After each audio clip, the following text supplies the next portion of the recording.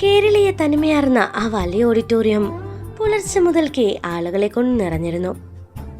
വായുവിൽ കലർന്ന മഞ്ഞപ്പൂക്കളുടെയും പുതിയ പട്ടുസാരുകളുടെയും സുഗന്ധം. നാദസ്വരത്തിന്റെ സുഖമുള്ള നാദം പശ്ചാത്തലത്തിൽ ഒഴുകി നടക്കുന്നുണ്ടായിരുന്നു. വേദിക്ക് നടുവിൽ ചുവപ്പും സ്വർണവും കലർന്ന കാഞ്ചീപുരം പട്ടുസാരിയിൽ അനാമിക എന്ന ആനി ഒരു അപ്സരസിനെ പോലെ ഇരുന്നു. അവളുടെ വലം കൈ ചേർത്ത് പിടിച്ചുകൊണ്ട് നിഖിലും. രണ്ടുപേരുടെയും മുഖത്ത് ഒരു പുതിയ ജീവിതത്തിലേക്ക് ചുവടുവെക്കുന്നതിൻ്റെ സന്തോഷവും ഒപ്പം ചെറിയൊരു പരിഭ്രമവും ഉണ്ടായിരുന്നു. സദസ്സിന്റെ മുൻനിരയിൽ തന്നെ ആയുഷ് നിന്നിരുന്നു. നിഖിലിന്റെ മൂത്ത ജ്യേഷ്ഠൻ. നല്ല ഉയരമുള്ള ഒതുങ്ങിയ ശരീരപ്രകൃതിയുള്ള, എപ്പോഴും മുഖത്ത് ഗൗരവം നിലനിർത്തുന്ന ഒരു 28-കാരൻ. ബാംഗ്ലൂരിലെ ഒരു പ്രമുഖ IT കമ്പനിയിൽ പ്രൊജക്ട് മാനേജറായ ആയുഷിന്റെ ചിന്തകൾ എപ്പോഴും ആഴത്തിലുള്ളതായിരുന്നു. കാര്യങ്ങളെ കൃത്യമായ ആസൂത്രണത്തോടെ കാണാനാണ് അവൻ പഠിച്ചിട്ടുള്ളത്. അനിയന്റെ വിവാഹം എല്ലാ അർത്ഥത്തിലും പൂർണ്ണമാകണമെന്ന ഒരൊറ്റ ചിന്തയെ അവനുണ്ടായിരുന്നുള്ളൂ. വേദിയുടെ മറ്റൊരു വശത്ത് തിരക്കുകൾക്കിടയിലൂടെ ഓടി നടക്കുകയായിരുന്നു അലങ്കൃത എന്ന അല്ലി, അനിയുടെ സ്വന്തം ചേച്ചി. 25 വയസ്സുകാരിയായ അല്ലി ഒരു കോളേജ് അധ്യാപികയാണ്. നാട്ടിൻപുറത്തെ സൗമ്യതയും ഒപ്പം ഒരു കാര്യത്തെയും ഭയപ്പെടാത്ത ആത്മവിശ്വാസവും അവളുടെ കണ്ണുകളിലുണ്ടായിരുന്നു. അനിയത്തിയുടെ വിവാഹത്തിനായി അവൾ ഉറക്കമില്ലാതെ കുറച്ച് ദിവസങ്ങളായി ഓടി നടക്കുകയായിരുന്നു. ആയുഷും മല്ലിയും തമ്മിൽ മുൻപ് വലിയ പരിചയമൊന്നുമില്ലായിരുന്നു. വിവാഹാലോചനകളുടെ സമയത്ത് അപൂർവമായി ചില ഫോൺ കോളുകളിൽ സംസാരിച്ചു എന്നതിനപ്പുറം അവർക്കിടയിൽ വലിയൊരു അകലം എപ്പോഴും ഉണ്ടായിരുന്നു. മുഹൂർത്ത സമയം അടുത്തു. അച്ഛനമ്മമാരുടെയും ബന്ധുക്കളുടെയും സാന്നിധ്യത്തിൽ നിഖിൽ ആനയുടെ കഴുത്തിൽ താലി ചാർത്തി. സദസ്സിൽ നിന്നും ഉയർന്ന അക്ഷതങ്ങൾ അവർക്കുമേൽ പതിച്ചു. ആയുഷും മല്ലിയും ആ നിമിഷം ദൂരെ നിന്ന് തന്നെ കൈയടിച്ചു. ആനയുടെ കണ്ണുകൾ സന്തോഷം കൊണ്ട് നിറയുന്നത് അല്ലി കണ്ടു. എല്ലാം ശുഭമായി അവസാനിച്ചു എന്ന് എല്ലാവരും കരുതിയ നിമിഷമായിരുന്നു അത്. വിവാഹ ചടങ്ങുകൾക്ക് ശേഷം ആ വലിയ ഹാൾ സദ്യക്കായി തുറക്കപ്പെട്ടു. ആയിരക്കണക്കിന് ആളുകളാണ് സദ്യ കഴിക്കാനായിരുന്നത്. വിഭവസമൃദ്ധമായ ആ സദ്യയിൽ ഒടുവിൽ വിളമ്പിയ പായസം കുടിച്ചതോടെയാണ് കാര്യങ്ങൾ മാറി മറിഞ്ഞത്. മുഹൂർത്തം കഴിഞ്ഞ് വെറും 3 മണിക്കൂർ പിന്നിട്ടപ്പോഴേക്കും ആനയുടെ മുഖം പെട്ടെന്ന് വിളറി വിളുക്കാൻ തുടങ്ങി. അവൾ ഒപ്പം വരുന്ന നിഖിലിന്റെ കൈകളിൽ ബലമായി പിടിച്ചു. എന്താ നീ, എന്തുപറ്റി? നിഖിൽ പരിഭ്രാന്തിയോടെ ചോദിച്ചു. എനിക്ക് വല്ലാതെ തലചുറ്റുന്നു നിഖിൽ. നെഞ്ചിലെന്തോ വല്ലാത്തൊരു അസ്വസ്ഥത. അവൾക്ക് വാക്ക് പൂർത്തിയാക്കാൻ കഴിഞ്ഞില്ല. അവൾ പെട്ടെന്ന് ഓഡിറ്റോറിയത്തിന്റെ ബാത്റൂമിലേക്ക് ഓടി. പിന്നാലെ അല്ലിയും അമ്മയും ഓടിയെത്തി. കടുത്ത ഛർദിയും വയറുവേദനയും കാരണം ആനി അവിടെ തളർന്നു വീണു. ആനിയുടെ അവസ്ഥ കണ്ടതും അല്ലി പുറത്തേക്ക് ഓടി വന്ന് ആയുഷിനെ വിളിച്ചു. ആയുഷ്, ആനിക്ക് വല്ലാതെ വയ്യ. അവൾ ബാത്റൂമിൽ തളർന്നു കിടക്കാണ്. വണ്ടി പെട്ടെന്ന് എടുക്കൂ. അല്ലിയുടെ ശബ്ദത്തിലെ ഭയം ആയുഷിനെ ഉണർത്തി. അവൻ ഒട്ടും സമയം കളയാതെ തന്റെ കാർ പോർച്ചിൽ നിന്നും സ്റ്റാർട്ട് ചെയ്ത് മുന്നിലേക്ക് നിർത്തി. ആയുഷും നിഖിലും കൂടി ആനയെ താങ്ങിപ്പിടിച്ച് കാറിന്റെ പിൻസീറ്റിലേക്ക് ഇരുത്തി. അല്ലി അവളുടെ തല തന്റെ മടിയിൽ വെച്ച് കിടത്തി. കാർ നഗരത്തിലെ ഏറ്റവും വലിയ സ്വകാര്യ ആശുപത്രി ലക്ഷ്യമാക്കി പാഞ്ഞു. ആയുഷ് വളരെ വേഗത്തിൽ, എന്നാൽ നിയന്ത്രണം വിടാതെ വണ്ടി ഓടിച്ചു. കണ്ണാടിയിലൂടെ അവൻ പുറകിലേക്ക് നോക്കുമ്പോൾ അല്ലി ആനയുടെ നെറ്റിയിലെ വിയർപ്പ് തുടച്ചു കൊടുക്കുന്നതും നിഖിൽ അവളുടെ കൈകൾ പിടിച്ച് കരയുന്നതും കണ്ടു. ആശുപത്രിയിൽ എത്തിയുടൻ ഡോക്ടർമാർ ആനിയെ എമർജൻസി വാർഡിലേക്ക് മാറ്റി. ഇരു കുടുംബങ്ങളുടെയും പ്രധാനപ്പെട്ട ആളുകളെല്ലാം ആശുപത്രിയുടെ ഇടനാഴിയിൽ തടിച്ചുകൂടി. മണിക്കൂറുകൾ നീണ്ട പരിശോധനകൾക്ക് ശേഷം ഡോക്ടർ പുറത്തേക്ക് വന്നു.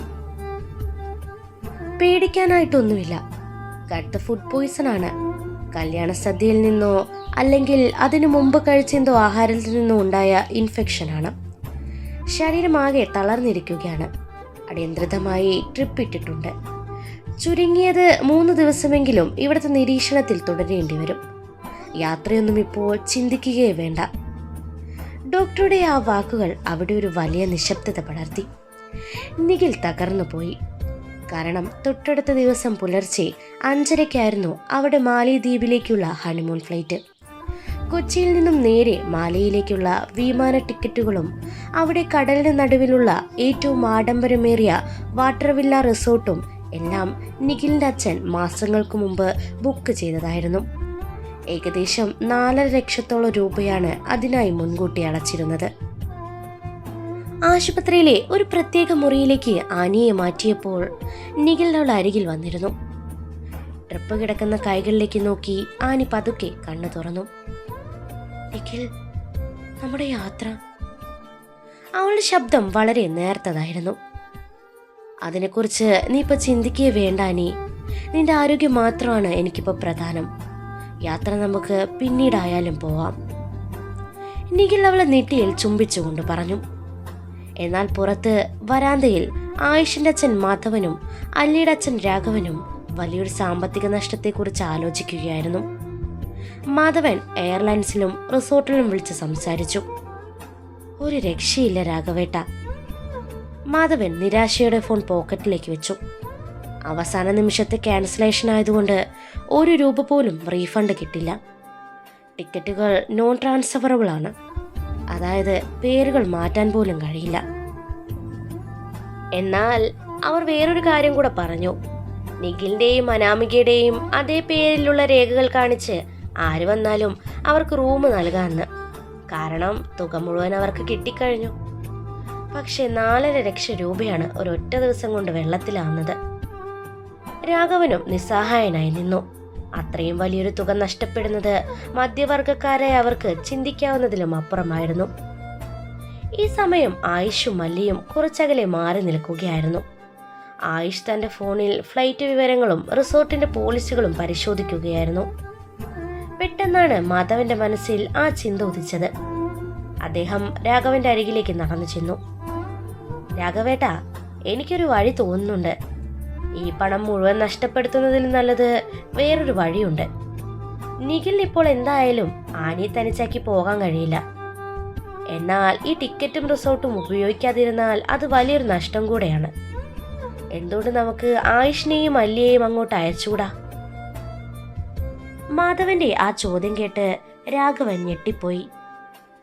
അത് മാധവ, ഒരു വിവാഹം കഴിയാത്ത പെൺകുട്ടി ആൺകുട്ടിയും അവരെങ്ങനെ ഒന്നിച്ചു പോകും? നാട്ടുകാരറിഞ്ഞ് എന്താ പറയാ? നാട്ടുകാരത് നോക്കേണ്ട കാര്യമില്ല രാഘവേട്ട. കല്യാണം കഴിഞ്ഞത് അനിയനും അനിയത്തിയാണ്. ഇത് ചേട്ടനും ചേട്ടത്തിയും അല്ലേ? അവർ രണ്ടുപേരും മുതിർന്ന കുട്ടികളാണ്, ഉത്തരവാദിത്തമുള്ളവരാണ്. റിസോർട്ടിൽ നിഖിലിന്റെയും ആനിയുടെയും പേരിലാണ് ബുക്കിംഗ് കിടക്കുന്നത്. ചെക്ക് ഇൻ ചെയ്യുമ്പോൾ ആ പേരുകൾ മാത്രം കാണിച്ചാൽ മതി. വിമാനത്താവളത്തിൽ ഇവർ സ്വന്തം പാസ്പോർട്ട് ഉപയോഗിച്ച് യാത്ര ചെയ്യും. ലക്ഷക്കണക്കിന് രൂപ വെറുതെ കളയുന്നതിൽ നല്ലത് ഇവരെങ്കിലും അങ്ങോട്ട് വിടുന്നതല്ലേ. രണ്ടുപേർക്കും ജോലി തിരക്കുകൾക്കിടയിൽ ഒരു ചെറിയ ബ്രേക്ക് കിട്ടുകയും ചെയ്യും. മാധവൻ തന്റെ നിലപാട് വ്യക്തമാക്കി. അല്ലിയുടെ അച്ഛൻ കുറച്ചുനേരം ആലോചിച്ചു. മാധവൻ പറഞ്ഞതിലും ഒരു യുക്തി ഉണ്ടായിരുന്നു. പണം നഷ്ടപ്പെടുന്നത് ഒഴിവാക്കാം. മാത്രമല്ല, ആയുഷ് വളരെ മാന്യനായ ചെറുപ്പക്കാരനാണെന്ന് പൂർണ്ണ വിശ്വാസം അദ്ദേഹത്തിനുണ്ടായിരുന്നു. അവർ രണ്ടുപേരും കൂടി ആയുഷിന്റെയും അല്ലിയുടെയും അരികിലേക്ക് നടന്നു ചെന്നു. ആയുഷ്, മോളെ അല്ലി, നിങ്ങൾ രണ്ടുപേരും നാളെ രാവിലെ മാലിദ്വീപിലേക്ക് പോകണം. മാധവൻ നേരിട്ട് കാര്യം പറഞ്ഞു. അത് കേട്ടതും ആയുഷും അല്ലിയും ഒരുപോലെ അമ്പരന്നുപോയി. അവർ പരസ്പരം നോക്കി. എന്ത്? അച്ഛൻ എന്തൊക്കെയാ പറയണത്? ഞാനും അല്ലിയും കൂടിയോ? അതൊരു ഹണിമൂൺ പാക്കേജ് ആണച്ചാ. ഞങ്ങൾ എങ്ങനെ ഒന്നിച്ചു പോവാ? ആയുഷ് തന്റെ പതിവ് ഗൗരവത്തിൽ ചോദിച്ചു. അതെ അങ്കിൾ, എനിക്ക് വരാൻ ബുദ്ധിമുട്ടുണ്ട്. ആനയ്ക്ക് വയ്യാതിരിക്കുമ്പോ ഞാൻ എങ്ങനെയാ? അല്ലിയും തന്റെ വിയോജിപ്പ് അറിയിച്ചു. പക്ഷേ മാധവനും രാഘവനും ഉറപ്പിച്ചു പറഞ്ഞിരുന്നു. പണത്തിനെ നഷ്ടം മാത്രമല്ല, ഒരു കുടുംബം എന്ന നിലയിൽ പരസ്പരം സഹായിക്കേണ്ടതിന്റെ ആവശ്യകതയും അവർ കുട്ടികൾക്ക് ബോധ്യപ്പെടുത്തി. ആനയുടെ അരികിൽ നിൽക്കാൻ അമ്മയും നിഖിലുമുണ്ട്. അതാലോചിച്ച് മോൾ വിഷമിക്കേണ്ട എന്ന് അവർ പറഞ്ഞു. ഒടുവിൽ അച്ഛനമ്മമാരുടെ കടുത്ത നിർബന്ധത്തിന് മുന്നിൽ ആയുഷിനും അല്ലിക്കും സമ്മതിക്കേണ്ടി വന്നു. ഒട്ടും പ്രതീക്ഷിക്കാത്ത ഒരു യാത്ര. പരസ്പരം വലിയ പരിചയമില്ലാത്ത തികച്ചും വ്യത്യസ്തരായ രണ്ടുപേർ ഒരുമിച്ച് ഒരു അന്താരാഷ്ട്ര യാത്രയ്ക്ക് ഒരുങ്ങുകയാണ്. വിധി അവർക്കായി എന്താണ് കരുതി വച്ചിരിക്കുന്നതെന്ന് അവർ അറിഞ്ഞിരുന്നില്ല. അന്ന് രാത്രി വീട്ടിൽ തിരിച്ചെത്തിയ അല്ലി തൻ്റെ ബാഗ് പാക്ക് ചെയ്യുമ്പോൾ അവളുടെ ഉള്ളിൽ വല്ലാത്തൊരു ഭയം തോന്നിയിരുന്നു. ആയിഷിൻ്റെ കൂടെ 3 ദിവസങ്ങൾ, അതും മറ്റൊരു രാജ്യത്ത്. അവളുടെ നെഞ്ചിടിപ്പ് പതിയെ കൂടാൻ തുടങ്ങി. മറുഭാഗത്ത് ആയിഷ് തൻ്റെ ലാപ്ടോപ്പ് അടച്ചുവെച്ച് ജനാലയിലൂടെ പുറത്തിരുട്ടിലേക്ക് നോക്കി നിന്നു. അവൻ്റെ മനസ്സ് ശാന്തമായിരുന്നുവെങ്കിലും വരാൻ പോകുന്ന യാത്രയിലെ അസ്വസ്ഥതകൾ അവൻ മുൻകൂട്ടി കാണുന്നുണ്ടായിരുന്നു. എങ്കിലും അതൊരു കടമയായി പൂർത്തിയാക്കാൻ അവൻ തീരുമാനിച്ചു. പിറ്റേന്ന് പുലർച്ചെ 4 മണിക്ക് കൊച്ചി വിമാനത്താവളത്തിൻ്റെ ടെർമിനലിന് മുന്നിൽ വെച്ച് അവർ വീണ്ടും കണ്ടുമുട്ടി. ഇരുട്ടിൽ തിളങ്ങുന്ന എയർപോർട്ട് വിളക്കുകളുടെ വെളിച്ചത്തിൽ അല്ലി തൻ്റെ ചെറിയ ട്രോളി ബാഗുമായി നിൽക്കുകയായിരുന്നു. ആയിഷ് വണ്ടി പാർക്ക് ചെയ്ത് അവളുടെ അരികിലേക്ക് നടന്നു വന്നു. റെഡിയല്ലേ അല്ലി? ആയിഷ് ചോദിച്ചു.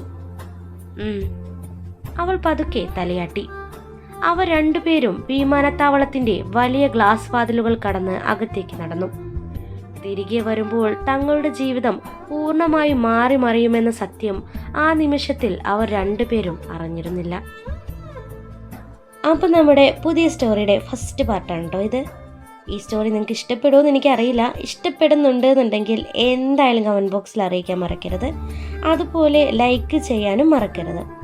ഇതുപോലുള്ള സ്റ്റോറീസ് ഇനിയും നിങ്ങൾക്ക് കേൾക്കാൻ താല്പര്യമുണ്ടെങ്കിൽ എൻ്റെ ഈ ചാനൽ സബ്സ്ക്രൈബ് ചെയ്ത് സപ്പോർട്ട് ചെയ്യാൻ മറക്കരുത്. Thank you.